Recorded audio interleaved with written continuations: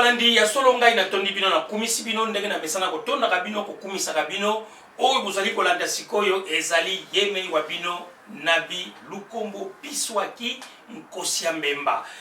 Ngai na sepeli kozali sunu liboso na bino na pokwa na lelo parce que tangu nyonso nazala kapena na susi makasi parce que nalingaka on dirait que na lala kaka liboso ya kamera po etina kwa kolobaka po etina ibete oyo ngai na lobaka bino botondisa maka. Ngai na ye lelo pona ya koyebisa bino ete makambo oyo nyonso ngala lobaka ezalaka pena na nzela parce que oyo ngala lobaka ezalaka na masekite.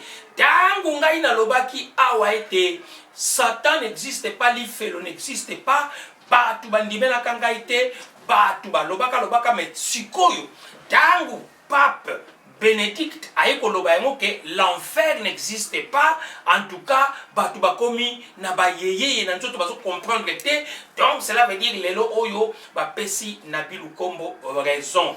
Bandeko, mais ka penza ko kansata yo moko, ke nenge ba kosa biso na Biblia eteke, tata nzambe tango asali mokili, ko sala ya sala ki mokili, alors que Satan aye ko révolter. Mais balobi tata nzambe amona ka makambo eleka, makambo ezali na makambo ezoya. Mais tango ya badai ko sala Satan, aye ba iteke mutu a ko révolter, mais pourquoi Poma qui est kana minute pour les lots oyo Satan aya ko bebisa mokili na marque oyo d'après ndenge ba kosaka biso na Biblia.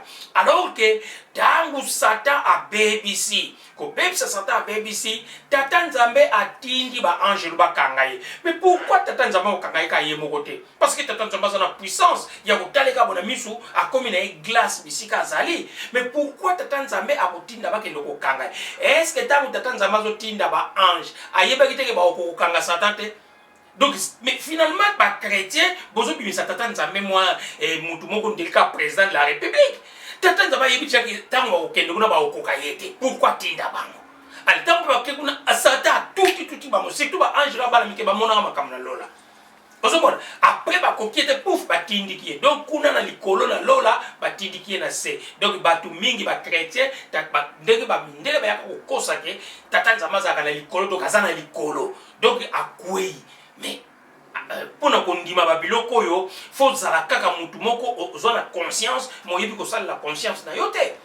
Après Satan ko koya ki alobina tata nzambe zela okomona ngai na kena soko mona batu na yo oyo otiana se est-ce na lego na batu bazalaka ok likamte batu bazalaka to chaka ka batu bazalaka donc Satan kitina se esika wapi Satan soki alukaka place ni soki wapi akende ko sala lifelo tala kabambi ya libulu ya moto ba oyo nyonso ba kolanda Satan batumba maka. Donc Satan aza comparable na nganda dialogue oyo ezana victoire etumbaka bantaba. Donc Satan ba komane dialogue atumbaka ne batu lokola bakabri wana eza ba masolo ya lokuta basalaki bongo pona ko lalisa biso pongi alors que l'ifelo n'existe pas. Tata nzamba ko permettre yango te ke muntu moko akende ko tumbila ka yebe kela muna ye ezalaka te. Balobi tata nzamba zali miséricordieux esika wapi ata ozo ko sala masumu tata nzambe azali toujours miséricordieux. C'est la preuve, la raison pour laquelle que tangu mvule betaka eponaka bat malamu te tangu moye ebimaka pona bat malamu te tata nzamba pesaka mbula na bato mabela bata malamu abibisaka moyi na bato mabela bata malamu parce que biso nyonso tozali bana ya tata nzambe. On ne devient pas fils de Dieu, on est né fils de Dieu. Tobota maka bana ya nzambe parce que tozali bikela munaye tata nzambe azali mokeli oyo ye akela mate. Tala mama na buzoba na ba chrétien yonde ko chrétien ozoko landanga ba chrétien bazana confusion moko ya kusakana te alors que zo senga peut-être ba mercurochrome to ba alcool pour ko ko sokola ba cerveau ya ba chrétien. Comment imaginez-vous Satan soki penda ya solo ndeko ndimela ka Satan azali asala ka bambi ya moto a même temps ko bino na l'église ne ko bino saka Satan botini la kele susu moto fire na mukolo ya fire atabino moko Satan avanda na kati ya moto. Satan de mutatumba kabatu tangu moko suka zo bela te Satan kota na kati ya moto ka balosi bien bien pour Satan kolo moto siko bino tango benga na kaba démon bozo basu Satan fire donc eza lokola bobimi ba complice ya Satan pona bazolamba madesu moto eza muke yo bandi kotile su fire ale moto yeli su mingi na madesu yango madesu ebeli bien. Donc c'est que bino ba chrétien boza ba complice ya Satan. Pona nini? Parce que Satan kolo moto ya saleza muke bino bo bakisila kale su moto fire. Soki ngai nazalaki yo ndeko nanga chrétien na linga ina benga na Satan na water na linga na tini lake mai po moto eloke bomango ezalaka mai.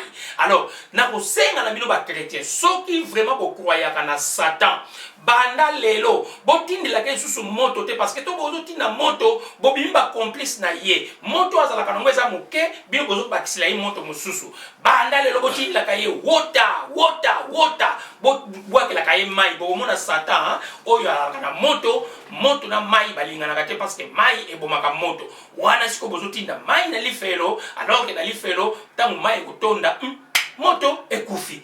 Donc ndeko chrétien longwa na confusion ya Satan, longwa na confusion ya lifelo. Ezala kaka teke pape mutalo bamosi mabondimi. Ezala kaka teke soki nani mutalo bia moto mwana ya muke ya mundele mutalo bisi mabondimi, mais soki nabilu kongu biswaki nkosi ambe mutalo bia ngo bokondimate.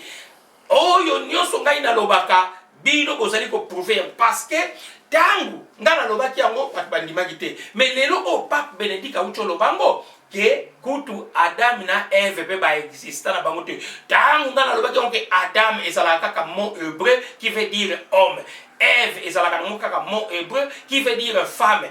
Batu batselinga tembe Adam et Eve ezali kaka homme et femme, mais homme et femme wana ba yeko bota Caïn na Abel wana tozala bakombo na bango. Mais tangu pe baboti Caïn na Abel, Caïn abomi Abel esika wapi Caïn akokima na mboka kombo Nod akokende kobala mwasi ya Nodeyen.